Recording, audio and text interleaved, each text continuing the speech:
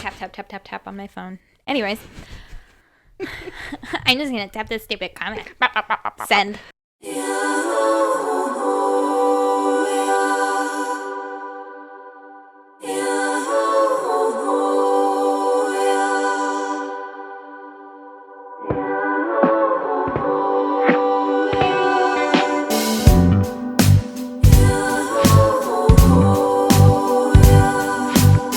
Welcome to the Holy Hour. I'm Amelia Sampson. And I'm Liz Ball. And here we are.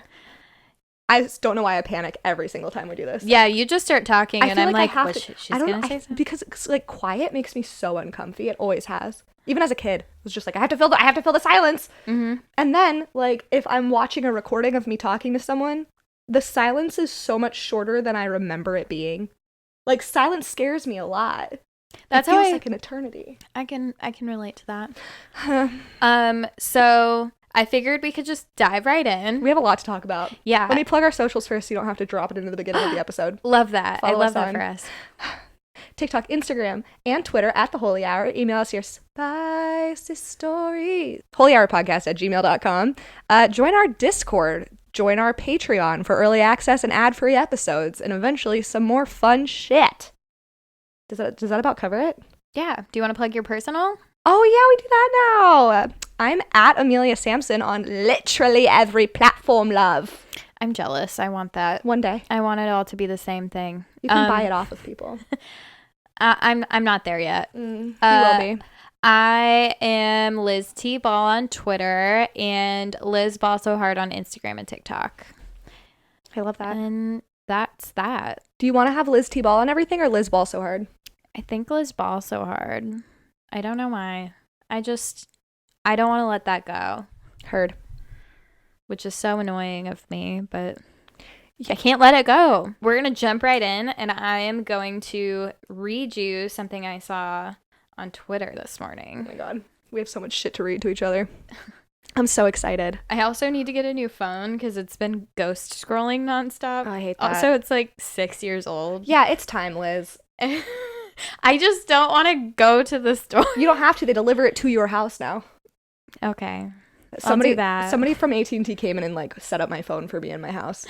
He like hated his life. He hated being there.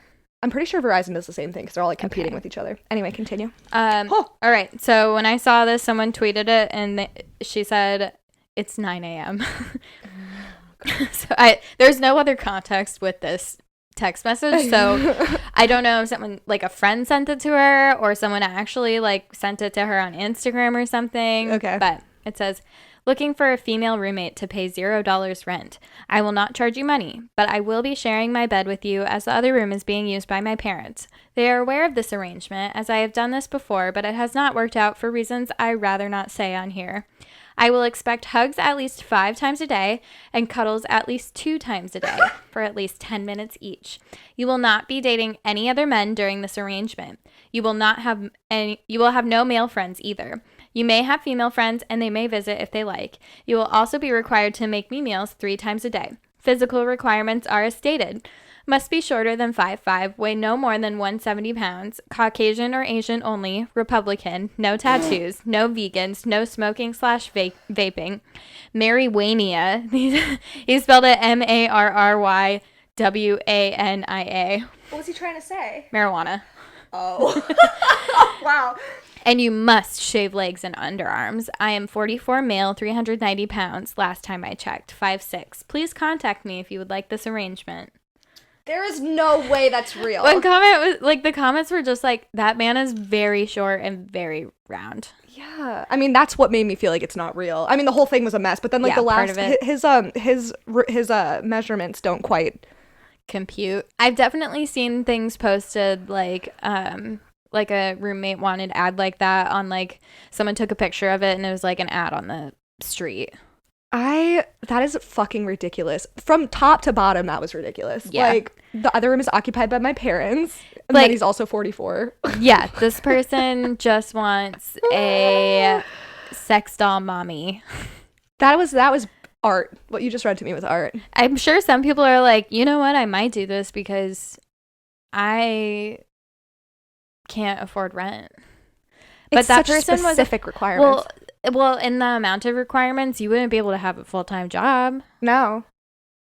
You got a full-time job, and then you got this man-child baby at home.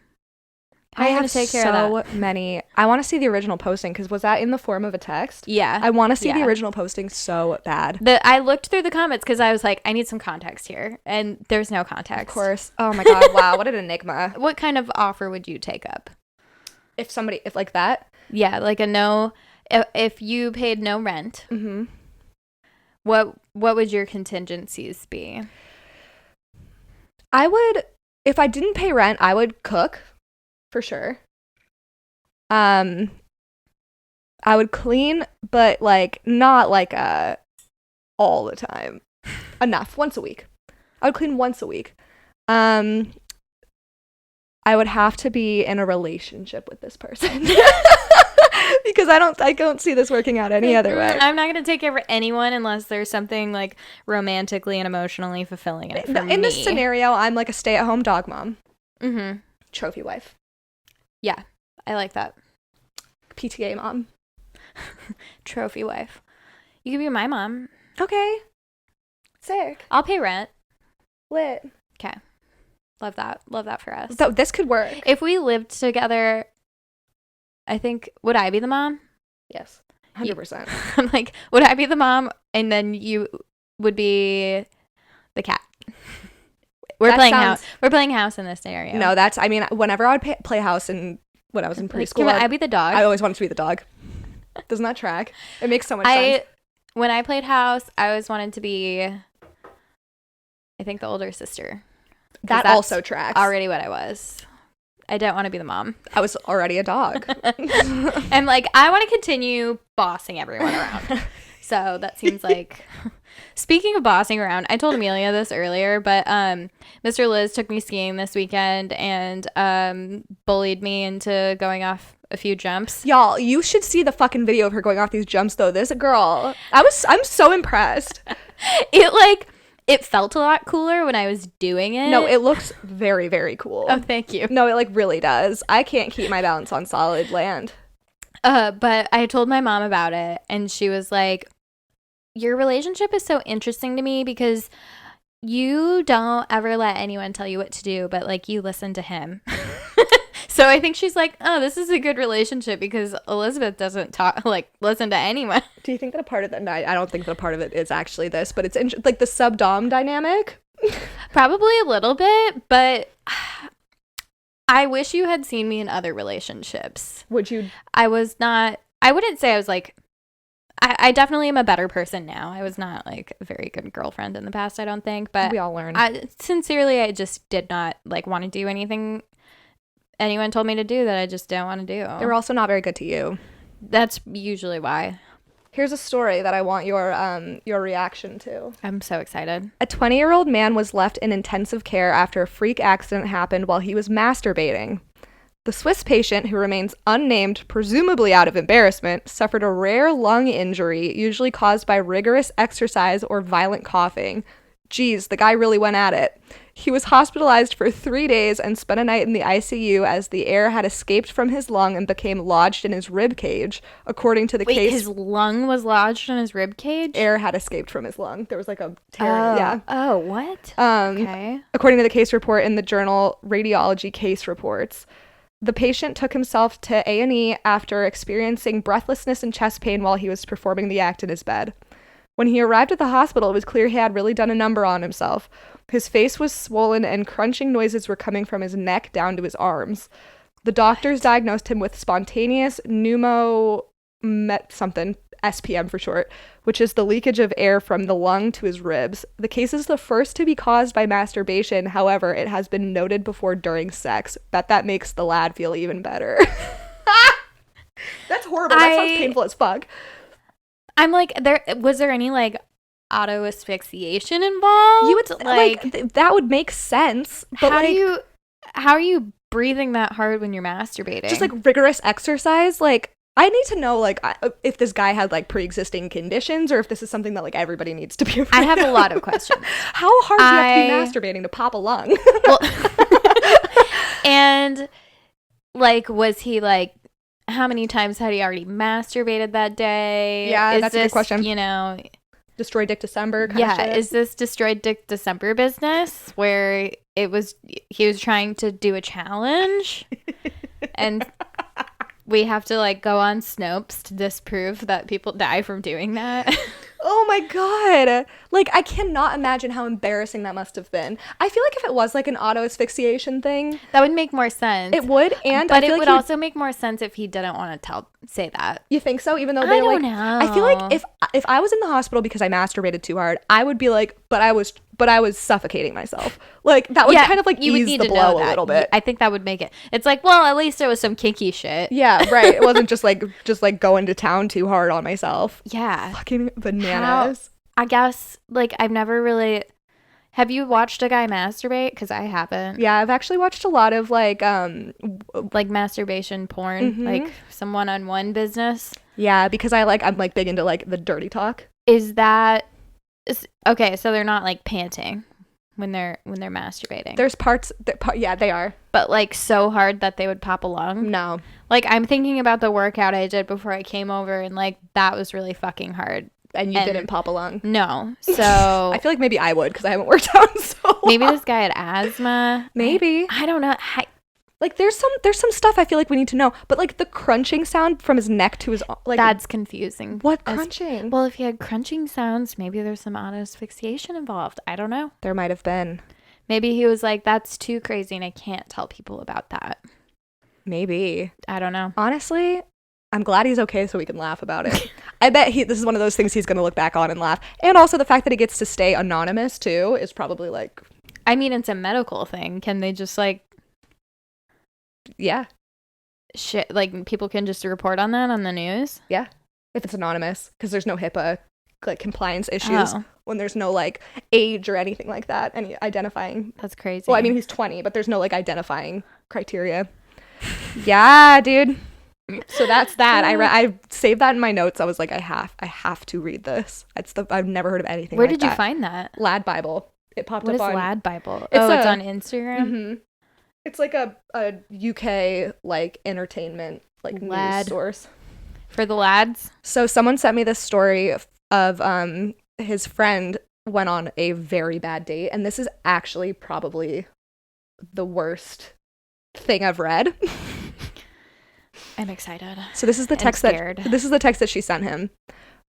Bro, this guy I went with, first of all, catfished me because he looked cute in his pics, but he was ugly and fucking weird. Kind of mean. But anyway, that was me saying that. Going back to the text. So we got one drink and I told him I was leaving and he was like, no, you should stay, and like giving me all these reasons. And I was like, no, I'm leaving. And he wouldn't let me go without making plans with me. And then he walked me to my car and forced me to hug him. And when he went in for a kiss, I swerved him. And then this is what I got when I got home because I ignored his phone call and text. So this is the text that he sent. Oh, God. It looks long. Oh, he's also in school to be a dentist and he has bad teeth. That was the last part of that text. Okay, this guy said... he wants to conquer his fears. He's afraid of the dentist, so he wants to become one. Yeah. And that's respectable. It's like why I want to work for Amazon. I hate them and I'm scared of them. I'm terrified. I will take Jeff Bezos down from the inside out. Okay, this is the text. Hey, I tried calling you. Hope you made it back safe. Also was wondering why you didn't kiss me before you left. That's new for me. LOL. Next text. I don't know how much time was in between these two texts, but it was within the hour. Dude, no, like this can't possibly be for real. Laughing my fucking ass off with a bunch of O's. I'm not even attracted to you, but I made a mistake spending that $4 on you tonight, and it all felt so weird, and all because I was desperate enough and doing something like this because of my breakup, honestly. This is surreal. I'm way out of your league, and you're literally a used up rave hoe with an anorexic, short body and oversized head. Insane. You can forget about tomorrow after 4, laughing my ass off. This is him. He looks like he would say some insecure shit like that. He looks like Tom Cruise, if anyone's He does look wondering. like Tom. He looks like a guy that has been told too many times that he looks like Tom Cruise. He looks like he's on some Scientology bullshit. 100%. Also, totally what would is that on his hat, jump it. I bet he's hat fishing too. It looks like a bird, sort of. Ew. Or just I don't know. Anyway, what the he's hell a that tool. is. He's like posing in this photo like he thinks he's hot. just like men need to find a new bit Mm-hmm. when they get rejected and they're just like, just kidding, fuck you, you're not even attractive. I saw something almost very similar this morning on Twitter because I have to check Twitter for my job to see what's trending because if it's something bad, then we have to pause. Mm-hmm. But anyways, That makes sense. Other than that, I saw, something almost just like that. And it's just like, it reminds me of the meme where it's like someone's crying underneath and they put on a mask and it's like a smile. I send that to so many people. And that is absolutely what this guy is doing. And like what do you're not hurting anyone's feelings when you're doing that. You're just being so fucking embarrassing. Yeah. It is so embarrassing when guys do shit like that. Yeah. I'm sure women do it too, but not nearly to the extent that we see that like guys do this to women. It was just like, you didn't want to kiss me? Well, you're not even fucking pretty yet. Like, yeah. I did this as a joke. Right. Like, ooh, I was just desperate. That's why I went out with you. It's like, okay, sure, dude. You were like trying so fucking hard. I just like am not over my ex. Well, and like him behaving like that just proves that her gut instinct was right. Like, totally. This guy's a lunatic. 100%. Yeah, it's can you imagine if like they had gotten further along and then this all came out? Like even like another date. And the guy that sent me this said that this girl is like one of the nicest people ever. Like super sweet to everybody, like really like mild-mannered. The one that I saw that the woman posted, she posted like the text he sent her and then a selfie of herself. I saw that. Yeah, okay, so it was this woman saying, like, Amelia pulled it up immediately. I had just seen it. But she said, I did have fun last night, just felt differently after today and felt bad staying. And he said, got it. If we're being honest with each other, you're way too thick for me anyway, in case you couldn't tell that I really did not want to have sex with you. That's why my dick was so hard. I was just like, did not want to have sex. And then she posted a selfie and like she is a bad bitch. Yeah. I'm like, yeah, she's like, really fucking hot. Super like, hot. like goal body. Like she's super hot. She's curvy in all of the best places and she has like abs and she like had the little under boob poking out from her bikini like casually. It's just like, damn, girl. Okay. He wishes. And then one of the top comments underneath was like, he's just saying his dick's too small for you. Something like that. I mean, small dick jokes are just so easy to make. They are, especially if somebody's being body shamed already. I feel like they're so easy to make because they just like, they really hurt. They get like little bitch guys so upset. Mm-hmm. You know, because and like I think they're a low blow and they're not funny low or blow easy. Scout dads. I don't know. They're just it's low hanging fruit. It's just easy. Speaking of low hanging fruit, this is a perfect transition into something else that was trending for only a very short amount of time. Testicle tanning. Did you see this morning? No. Okay.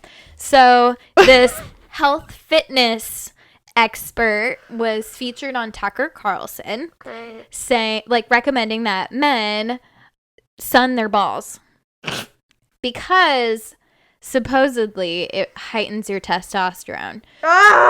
So I looked this up because he's like, there's tons of data and it gives you more testosterone.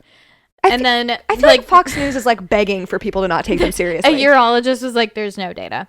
And I looked it up and I didn't do a ton of research. You know, this podcast is not just about me doing research on ball sacks. Sorry. But that's almost all it is. I did a quick little search to see what I could find. And the only thing that came up was this study from 1939. And they tested it on a few guys, and their testosterone levels went up by 200%. And that's just what, like, all of these bros are doubling down their information on. Doesn't testosterone fluctuate during the day anyway? Yeah. So if you, like, sun your balls, your testosterone will double. But I just that's a bad idea. I feel first like I'm of all. shorting out right now. But also, like, who did they do this research on? Like, probably only white men. Uh-huh. There's probably, like, no men of color. And is this even an extended study? Or was it just for a day? Were like, there controls in the study? Yeah. Like, I have so many questions. There's probably, like, no controls. And also, like, for the most part, so I've been listening to this podcast called Maintenance Phase. Can't recommend it enough. Like, it's so interesting. I love that you found this. When I listen to them, like, they really drive home this point that, like, science and data is flawed because people are flawed. Yeah. Because people don't go out to... They go out to prove something that they already believe and is preconceived. Yeah. They don't go out to find the truth. Rarely. Yeah. So... Right. It's frustrating. Like, the smartest fucking person you know has work drama. Yeah. Isn't that so depressing? Yeah. I'm like, oh, god damn it. I thought scientists were robots. Yeah. But, like, why not? Like, my friends that are studying psychology they'll be the first to say, like, we know literally nothing about, like, most things that we study in science because, like, there's so many factors. So many things we've been taught are a lie. Based on, like, flawed data in a lot of... Yeah. I know that's the thing is, like, when they're coding their data, like, it's so easy for one thing to be off to throw the entire data set off. Yeah. So now we have this 1939 research saying that putting UV lights on your balls is good for raising testosterone. And what is men's obsession with having more testosterone? Because in my experience, men with more testosterone are insufferable. Yeah. Or at least men taking, like, testosterone supplements. Have you ever, like, met a guy like that? Like cis men that take testosterone supplements? Yes. I didn't know that they did that. Yeah. It's steroids, basically. Oh, yes. So I dated a guy who did that in high school. Was What taking the fuck? steroids in high school. It makes your pee-pee smaller, first of all. And he was taking it with his friend, and after I met his friend continued to take it, and his friend's a cop, and he is the worst police officer I've ever fucking met. Like, I was like, I can't believe they let this guy just walk around with a gun. He drives drunk constantly. Holy shit. Anyways. Holy shit, what the fuck? I know. See, we've said this before. Testosterone levels in women are higher when they're on their periods. Yeah, so then when people are like, are you on your period? You're so emotional. You mean I'm acting like a man? Drives me fucking insane. You know, no shade to men. There's plenty of men that we love. But you all know that. Don't sun your balls.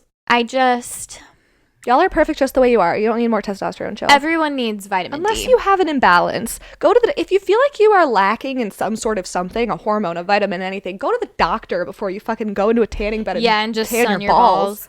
I feel a little jaded, like, saying, like, definitely don't sun your balls or, like, put UV lights on your balls, because I had that skin cancer scare last summer, and, like, I'm someone who wears sunscreen, and I don't go outside a ton, and it's, like, cloudy here, and just the most unsuspecting spot. Cloudy days, it's easier to get burnt. Fun fact. I kept thinking about that episode of South Park when they microwave their balls. You know what I'm talking about? I really think that, like, maybe Republican men are going to start doing that. They're going to be like, I can't afford this fancy light for my ball sack. I just, like, why was Tucker Carlson talking about this? He has a new segment. I don't know if it's a segment or a show, but it's essentially about how, like, men aren't manly anymore. And I'm like, I think it's the idea of, like, masculine and feminine to me. I'm like, we made that up. It doesn't, it's completely made up. I know. I'm like, how about, I just think, like, whatever men want to be, that's masculine. Yeah. Right? Totally. Whatever women want to be, that's feminine. Or, yeah. And whatever you want to be, and whatever you want to call it, like is what you are. Fuck the rules. Fuck the binary. Fuck everything. It's just, people want there to be a moral right and wrong. And there just isn't. That just doesn't exist. It's just like, as humans, we want to be able to follow a set of rules to make sense of our world. But, like, what if we just, like, changed? And like, what if there weren't rules and we were like okay with that? Yeah. What if we just like adapted better to our environment? The rules can just be, you know, like, don't hurt other people. Mind your business. Mind your fucking business. And do your best, you know? And mind your business. And mind your business. We have to say that one twice.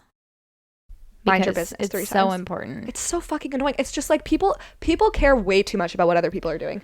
Oh, yeah. They're what? Like, oh, you're doing a thing? I have a hot take about it. Like, you don't, it's like, you don't have to have an opinion about everything. We're saying that we have a fucking podcast. Yeah, but our whole thing, no, here's the thing. You can targeted opinions. You can have an opinion as long as you aren't hurting people in the process. Like, yeah. It's like the Candace Owens thing with like Harry Styles wearing a dress on the cover of a magazine, and like she was on this, she probably still is on this tirade about like bring back manly men like Tucker Carlson's doing. Yeah, but Candace Owens' husband and like Caitlyn Bennett's husband and fucking Ben Shapiro are like feminine men. Yeah, right. I'm just saying. It's like they're not clearly projecting. Men. You know, they could be like good husbands. And that's great for them. But they're like, not out there fucking chopping wood. Ben Shapiro's going to colleges to argue with kids. Like, that's not manly to me. That's like, I have an inferiority complex, so I'm going to go argue with college students. Smarmy fuck. Fucking hate that man. Anyway, I could go on about these people for forever. Okay, so I did write some notes, though. So another note. This guy is calling it bromiotherapy instead of homeotherapy.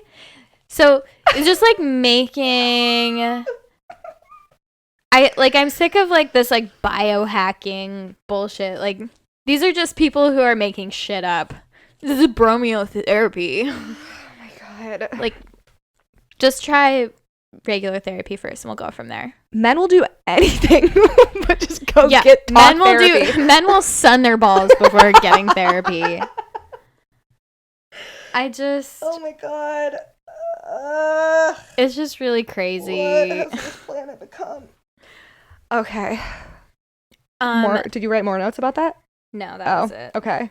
I just wanted to add that cherry on top that they were calling it bromiotherapy instead of homeotherapy. That is so fucking Or maybe it was funny. bromiopathy, because homeopathy. Wow. And to be honest, like, everyone needs vitamin D, you know? Yeah. You could also just like increase your vitamin D levels, or like go for a walk when it's sunny out. Yeah, or even take like supplements. I upgraded my vitamin D supplement to liquid form. Ooh. I drop it on my tongue and it's minty. Ooh. And it makes a huge difference. Hell yeah. Or maybe the sun's just coming up more. I'm like yeah, it is. But actually, you could put, I was reading some other stuff, and you could put like vitamin D oil on your balls and have the same effect. Allegedly. These are also just like dingbats on Reddit talking about shit like this. They just want to tan their balls. Just say you want to tan your balls. You don't need a reason. Go tan your balls, but don't, because it's dangerous. But you don't need to make up some bullshit reason if you want tan balls. Proceed with caution if you're going to tan your balls. As with all things. And just like get a blood panel done. Yeah, get a blood panel done and see, like, do I need more testosterone? Because the chances are you probably don't. You probably need something else. Therapy. And maybe calcium. A lobotomy. Lobotomy. I would like a lobotomy. Sometimes same. I just changed. So I was taking for a week B12. Really bad idea with a caffeine addiction and Adderall prescriptions. Yeah. I thought my heart was going to fall out of my body. If anything, you should take a B complex. What did I say? B12. Oh, it was B complex. But it had like 12 in it. It was a B complex like multivitamin. So it just gave me so much fucking energy, and I didn't know that that's what it did. Mhm. I was also taking 15 milligrams of melatonin. Turns out you should only take 3 max. You need to consult me. I need to go to the doctor. Yeah. I need to get a blood panel done, and I need to stop guessing. They also tell you on the bottles what they the do. recommended dose is. You know what's fucked about melatonin, though? Is it's not regulated. So there's same with vitamins, but at least vitamins, I could have read the B complex bottle. I could have done that. That is something I could have done. Melatonin, really fucked. It's like banned in a lot of countries because they actually don't know what it does to you. Oh, I didn't know that. Yeah, they like don't know if it like gets you into like the right like part of your REM cycle. It like it could possibly contribute to like a lot of like cognitive issues down the line. Nobody knows because they've never done studies on it. And here I am taking 15 fucking milligrams. Yeah, I'm like, damn, I've taken like a lot of melatonin in the past. I take it every night. Yeah, it's not regulated here. In other countries, it's prescribed. That's how it is with a lot of stuff here. Like, I take SAM-E, which is prescribed for depression in Europe. Oh shit! So, but you can just buy it over the counter here. Hell yeah! Damn. But I take a little bit of that with your Lexapro. Nice. And a bunch of other little B complex and vitamin D. Anyways. Hell yeah! I went on probably the worst date I've ever been on ever this weekend.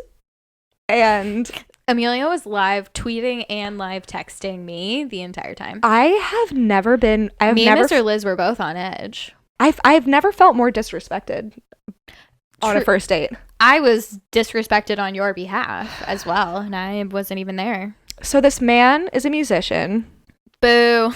He's been to the Grammys. Does he wear shoes? Yes. Oh. He's very handsome in person. I was like, this is a shame because Amelia sent me, or she didn't tell me which guy in the band it was, so I looked them up, and all of the men in this band look old. They are. I mean, so he's told me his age, and could he be your dad? No. Okay. He's 34. But here's the thing. I didn't tell you this. Does he spend all day in the sun? Like, sorry, I'm being mean. No. I honestly think that... Have you seen A Star Is Born, the Bradley Cooper one? No. Okay. I know the premise, but... Right. I'm the only person who hasn't seen A Star Is Born. I feel as though he drinks a lot and it shows on his face. Okay. But he is graying, but he's 34. He did say he's turning 40. And so, but like... He was drunk. I'm going to start at the beginning. So this man and I matched on Hinge back in August, and I didn't piece together who he was at first. But like he had a picture on stage in front of like a stadium. So I was like, hoomst. So I sent him a rose because he was hot and interesting. Also, you like a little bit of notoriety. See, I was thinking about this after we had the conversation about people that try to fuck celebrities.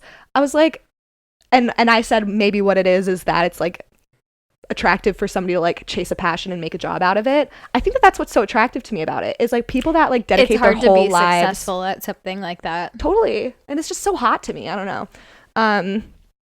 I think me like in 2020 for sure I was just like chasing famous dudes around, but I don't know. There's just like there's something that's really sexy to me about it.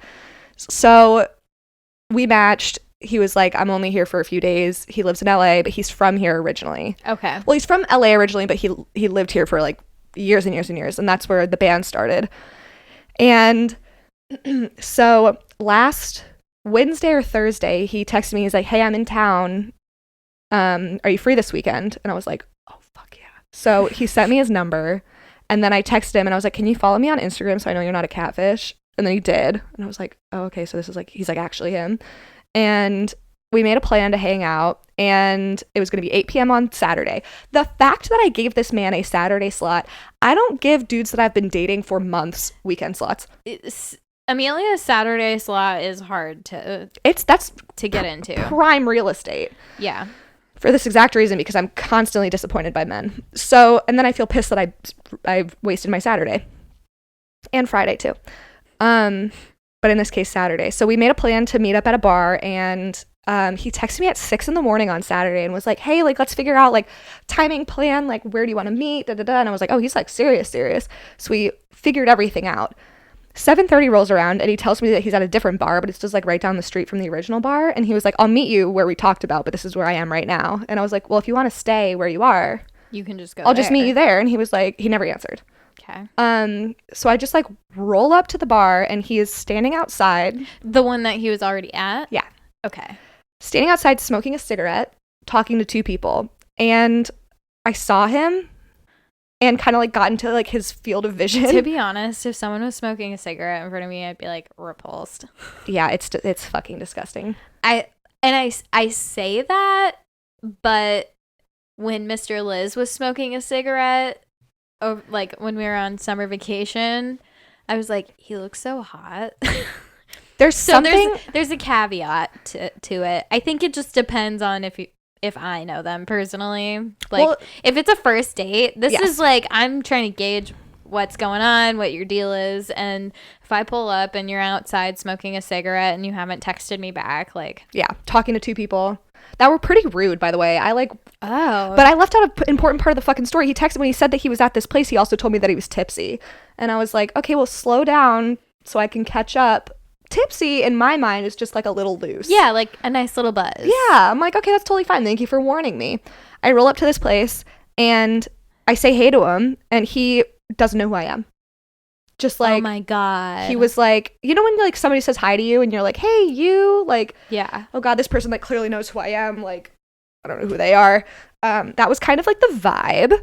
And then I was like, should I pay the cover?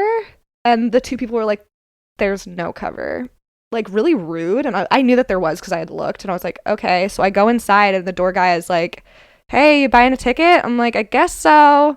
And like, so those two doormen were like, there's no cover. Wait, who, can you explain who these two people like were? Still don't know.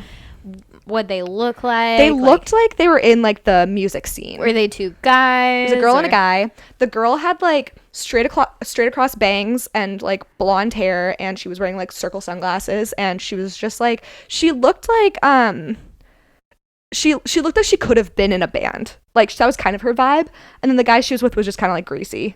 I don't know. Also kind of in a band. And he was Seattle's just like talking like to them. a bunch of people who could be in a band. That's so true. That's so true. Like, you've never heard of my band? Yeah. You don't know who I am? Don't make eye contact with me. We play at Barboza. Yeah. I'm really big in the house party scene.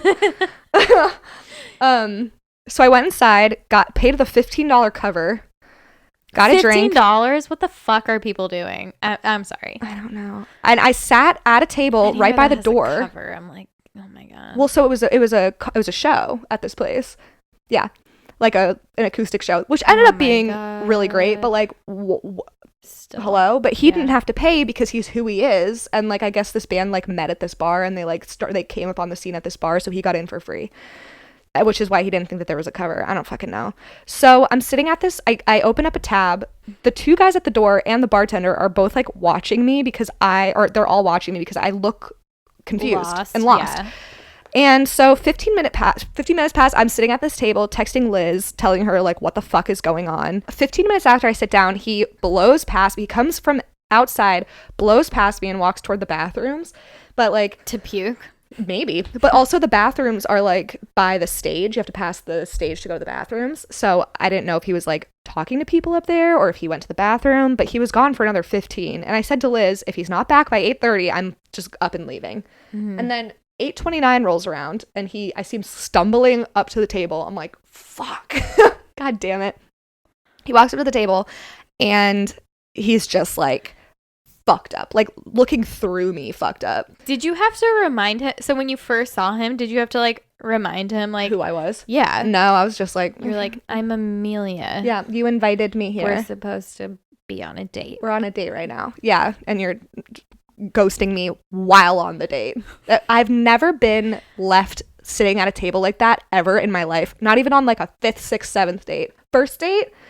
So he walks up, stumbles, trips on the stool when he walks up. Oh my God. And I was like, how much did you drink? And he was like, not a lot. And you're like lying to me. I'm like, you're either lying or a lightweight. Either way, you're fucked up. Yeah. And he was like, I'm really sorry. And he said, okay, so he said, I'm sorry. I'm not even kidding, probably 30 times in an hour. And I didn't say it's okay any of the times because it wasn't. And I felt really powerful. Every time he would say, I'm sorry, I would just do this like smile and like disappointed nod. Like that makes sense that you're sorry. You fucked up. I'm gonna leave. So the entire time he was just like, he had this like sad look in his eyes and just kept like being like, I've had a really, really bad last few days. da da da da da. He was like opening up about like how like just the band was falling apart and like they were like fighting and shit. And I was like, oh, this is a lot. Stop. This is a lot. My band's like falling apart. He opened up about his mom's drug abuse, just randomly, just like opened up. I'm like, I don't even know your last name. I'm so fucking annoyed. It was a lot.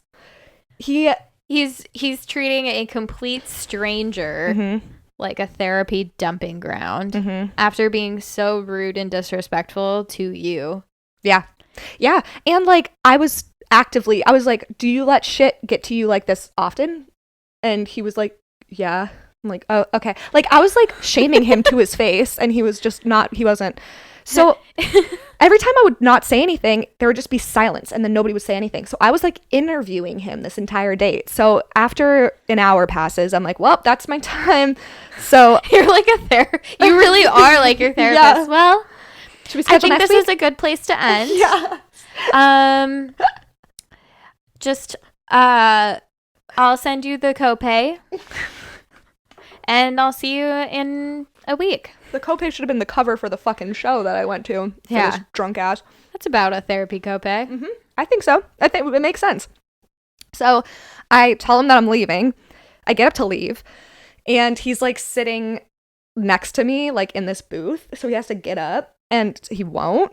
And so I'm kind of like... Does he think this is like going well? He tried to kiss me when I left. And then he kissed my ear because I turned my head. I'm like, in what fucking universe did this go well at all? Anywhere. I think this is just another example of like, I know we've talked about this before.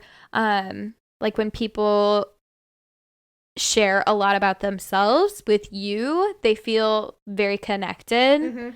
And not just you specifically. It could be anyone who is like friendly and easy to talk to. Totally. Where people just are like, oh, I feel safe being able to share these things with this person. And now we have a bond. But this motherfucker doesn't know anything about you because he was talking about his trauma the whole time on a first date while blacked out, probably. Literally, I was saying the most basic shit about me that he should have already known, and he was acting like he had heard it for the first time, you know?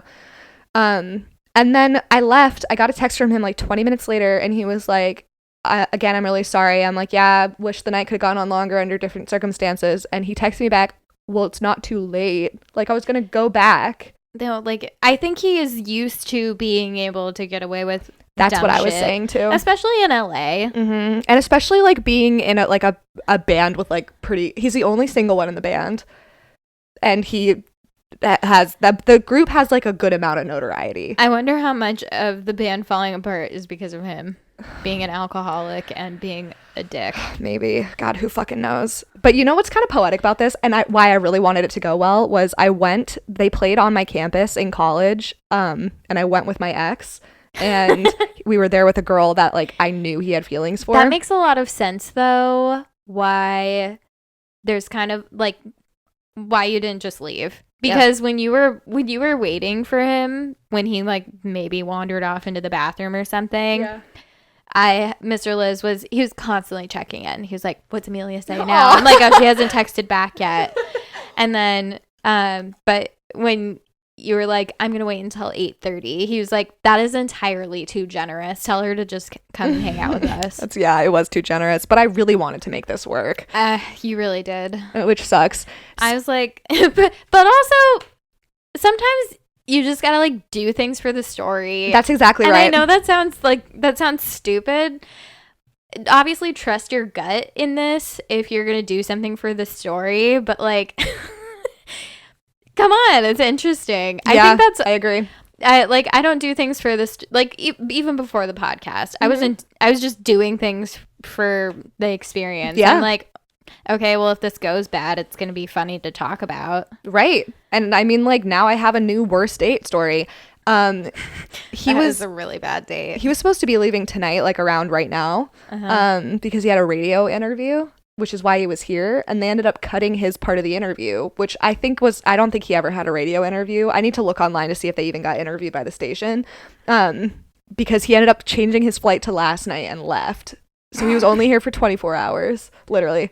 I'm like, and then he almost missed his flight. He texted me. He's like, I almost slept through my flight. I'm like, you are such a hot mess of a man. Like, How do you tie your own shoes? That would be the ultimate turnoff to me. Yeah. For this band guy to even be where he's at, I think he's only there because he was just in the right place at the right time. He doesn't seem like he has any responsibility. I mean, they also have like tour managers to get them everywhere. So I feel like when he like is because he was here alone, he's traveling alone. He doesn't know his ass from his elbow, and that's just like it's very one of the most attractive things about my ex to me, and what made me feel so safe around him was his like travel acumen. Like I feel like I could go anywhere with him, and I knew that we would be taken care of. And there's something really comforting and attractive about that. Honestly, if you can travel with someone and enjoy it, that is I think that's a really huge indicator of like how a relationship is. Totally, except not in my case. Yeah.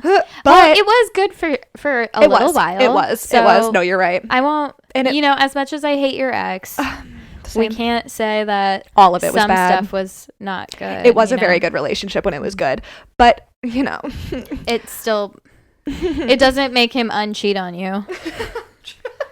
True. Wouldn't that be nice if it did? Like, you can be a great guy, but you still have done some really shitty things that can't be erased.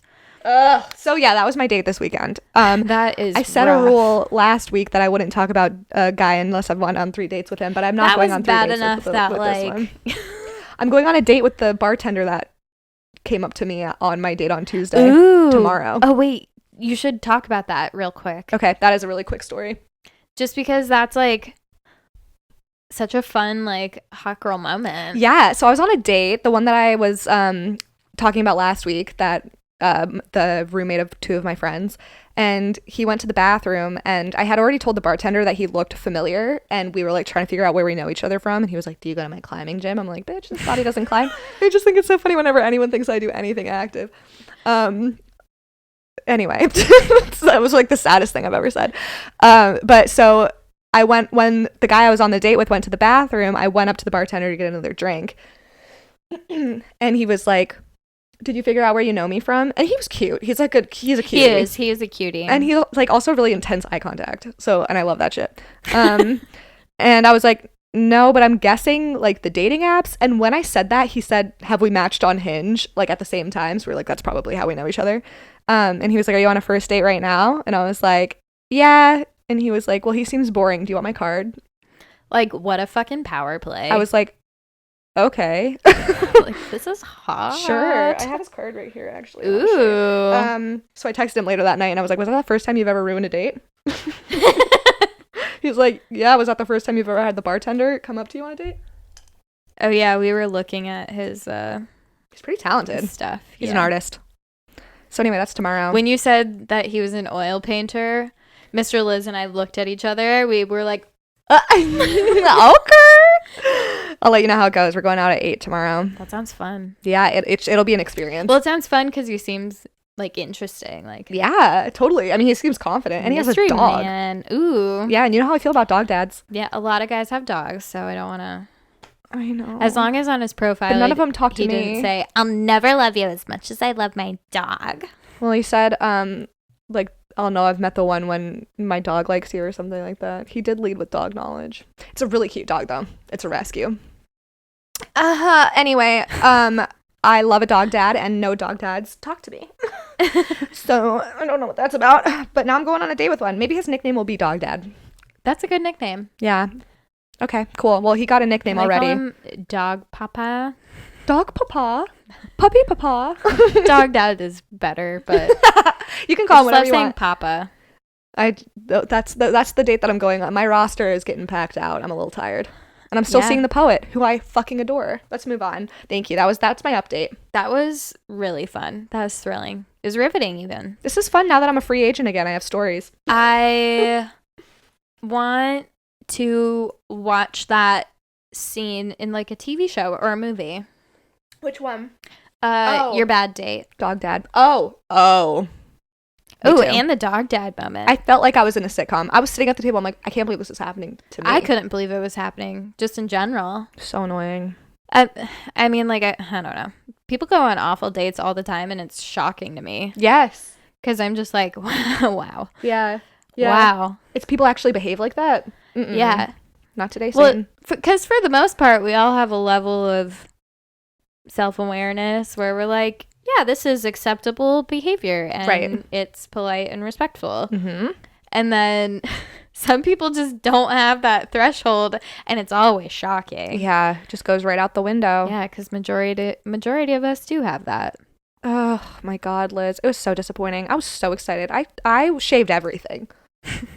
That is always the worst when you shave something. And I remember the first time I nared my vagina, I thought something fun was going to happen. That's right. And it did not. That was what was his name? The guy that epoxied your sink. Sink Bay. Sink Bay. I forgot Wow, his what nickname, a throwback. That was for Sink Bay. Yeah. And then he flopped on top of you like a dead fish. I just remember he was a little stinky. And maybe it's because he was living in a car. Yeah. And using me for my amenities. And then he like slept until noon in your apartment, and you're like, I need this man out of my apartment right now. So annoyed. Yeah, and then meanwhile, like, I go on a date with Mr. Liz for the first time like a week later, and I'm like, you could stay here for a week if you want. Yeah, that's how you know when you don't want to stop hanging out with someone. Yeah. All right. So for this next bit, we are going to read a listener email, and we're also treating it as a sex fact of the week because fact of the week. Because it did require some mild research. So this listener wrote into us asking for some advice. So let me get to the part where she is actually asking for advice. Okay. Hi, Amelia and Liz. I love the show and appreciate the work you're doing. I just wanted to share something in case anyone else can relate. Don't really know where to start, so I just will. LOL. I've always struggled with physical touch. I have a sexual mind. I fantasize about things, but when it comes to actually being touched or viewed sexually, I tend to freeze up and get uncomfortable fast, no matter who I'm with. For years, in and soon after high school, I would just bear through it with whoever I was dating because I thought surely that was normal for women. I've just always been extremely self-conscious and having someone so in my space in such an intimate way sets off my anxiety alarms like crazy. I have a hard time relaxing during sex, and the only way I can come is through masturbating. My fiance and I have been together for 7.5 years now, and this was a struggle in our relationship at one point, but we've talked about it a lot, and he is very understanding of my needs. We only have sex a handful of times a year. I appreciate his patience always, but I still fight feelings of feeling like I'm letting him down in ways, like I should be more sexual for him. And now I've started a new antidepressant, Cymbalta, and I've been struggling to come even when masturbating. I feel like I can't catch a break with my sexuality. I can't be the person I want to be sexually because of some mental block that I have, and now medication to help me function in other aspects of my life is only adding another hurdle to the issue. All of this to say, I know I felt alone in these struggles before, but listening to your podcast always helps me remember that I'm not. So thank you for building this amazing community and opening these conversations for everyone. Before you read the facts, I just want to say how helpful it is for people to share these stories because, like she said, she feels alone in this, and she's not. There's no way that she is, and I'm sure that there are people that are listening that are like, oh my God, thank God, me too. Yeah, someone explained this, and I feel this way. And I mean, that also is why I share, like when I was sharing, like, the health stuff I was going through, I'm like, I know for a fact that I am not the only person. So let's just fucking talk about it because knowledge is power. Yeah. And when you also know that you're not alone and you can talk to other people, it just creates literally a community that we're trying to create where we do feel empowered to have these conversations and know that we're not alone. Okay, so just off the dome, I would say you should consider looking into learning more about asexuality or gray sexuality because like all things, it's a spectrum. You know, sexuality is a spectrum. You may not be fully asexual because, like you said, you do fantasize about being touched and intimacy, and you also enjoy masturbating. So to me, those things don't say asexual, but I'm also not asexual, so I can't say for sure, but it could be within the gray sexual spectrum. So like grey, Grey. Yeah, I think that's really clever. I never heard that. I think, sorry, just piggybacking off of that, like there is a lot in this story, and I know that you're on Cymbalta now, but like that points to like anxiety being a huge factor in this. I remember when I was a kid reading Cosmo, Cosmo Girl specifically, a lot of women that were writing into Cosmo like couldn't enjoy when their boyfriends would go down on them because like they would be so self-conscious that they wouldn't be enjoying themselves. And like there was like a lot of things in here that you said that like you feel self-conscious and like distracted and like there's all this stuff that could be contributing to it. So it's frustrating obviously that like the drug that you're taking to help with your anxiety is contributing to the problem. Yeah. But that and that is such a common thing for SSRIs. Totally. And also just the anxiety piece of it alone is so common. I know when I'm like nervous and feeling self-conscious around someone, like I can't come. Yeah, that's so common. Yeah. So this also just very much points to sexual performance anxiety, which is a common thing. Yeah. There's also like sexual avoidance disorder, which is like recognized by the DSM-5. Wow. So I think, the DSM recognizing that is really important, especially when it comes to if you're doing self-research. But I'm assuming that if you have been prescribed Cymbalta, this points to anxiety, and like sexual performance anxiety is, I'm sure, contributing to that just as much. And I think that some good things to try and consider is obviously going to therapy if you're not already, and maybe you are if you are prescribed an SSRI. But I had to challenge myself personally to be super open and honest with my therapist, because this is someone that you talk to all the time, and it's important that they're the person you're the most honest with, and also whoever your physician is that's, writing this prescription for you, because this is for you.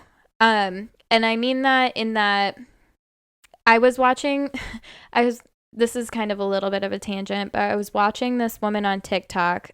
She had transitioned to male and then transitioned back when she felt like it wasn't right for her. And then she was explaining like it has been, difficult for like my friends and family to readjust back and forth to different pronouns and names. But then she was like, but it's all for me. And then the way she said it, I like something clicked, and I'm like, yeah, our lives are all for us. Your experience is just for you. So of course you want to perform for your boyfriend or your fiance. Like you want to be able to sexually provide and like make it enjoyable because this is someone that you love and they want to have sex. Right. And then it just feels so crushing when you're putting this own pressure on yourself. And I think another good support resource is Come As You Are, which we have talked about extensively, but she has some great advice of just like how to take some power back from this performance aspect that we all put on ourselves when it comes to having sex with a partner, because we've all been taught differently about what sex is and isn't, and no one knows what the truth is, or like we said, moral right and wrong, and that is especially convoluted when it comes to sex. Totally. So having all of this weighing on you, of course that's going to impact how you feel. Yeah. It's going to impact, like when you're by yourself, you're safe. Like it's just you and your imagination. There's no risk involved. And it's very different when you are actually with a partner. And at this point, if you mentioned that you've been with your partner for 7.5 years and talked about it a lot. So it's not like this is new. Right. Or that your partner doesn't understand. But I think a good place to start for both of you, maybe, someone actually tagged us in a video. I didn't save the video down, but it was a woman being interviewed by a podcast, and she is the creator of the Want, Will, Won't list. So it is this, it's free too. You can just download it. You could just Google Want, Will, Won't list. It's this very long list of like an area on your body and like if you would be okay with someone kissing it. So will or want is like you you imagine that and you really want that. Will is you'll do it because your partner will want. Like, if they want you to do that, you'll do that for them. You're okay with that. And won't is just off the table. Okay. So, wow. Yeah. So it starts off really basic with like kissing, and then it gets more and more intense, or descriptive or sexual. And both you and your partner fill it out. And it just facilitates like a really thorough ground for having this conversation and connection with your partner. Because at the end of the day, sex and intimacy should be fun, in my opinion, at least. It should be fun. It should be safe. No one should feel anxious. And that's coming from two anxious people, you know? Yeah, so that's saying a lot. Yeah. Yeah. So I think like those are some really easy places to start, especially with like Come As You Are. It is hard to find time to read a book, but it is available in audiobook. Treat It Like a Podcast, and that book as well also has like some paperwork you can fill out. I'm sure too there are some people on YouTube that like break down different parts of the book, because it's like it's a big book now. Yeah. So also just like being able to put a word to how you feel is so helpful. So even just reading a little bit more about asexuality or the gray sexual spectrum and seeing what you do and don't identify with, or looking on like conversation boards where people are talking about it and seeing what the community has to say, that can also be really helpful. Yeah.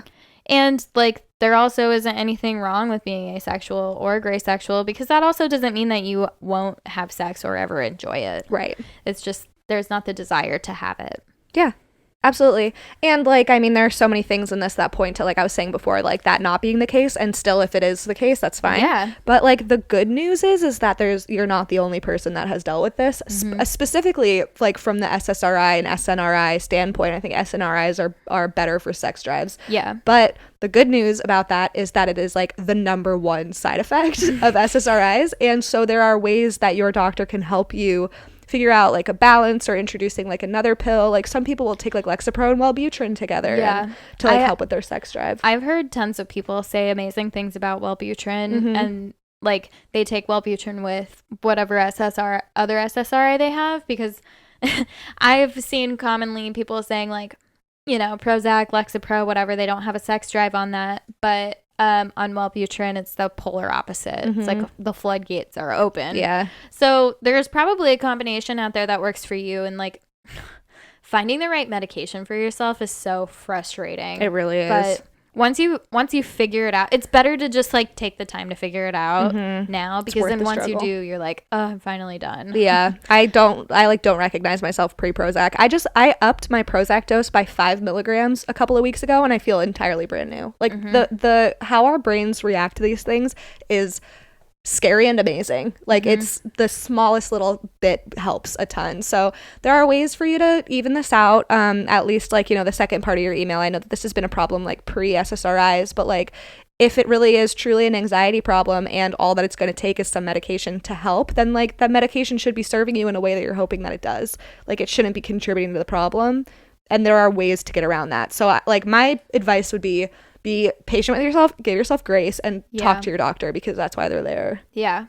And there is no right or wrong way to exist as a person. Everyone is so different. Yep. So there's nothing wrong with you. You're not broken. There's just like different learning curves that we all have to work with. And I'm so happy that you have such a loving partner that like is like patient with like, you know, what you're going through and your frustrations, and like understands and supports. Like that's incredible. So like you're in a good position there.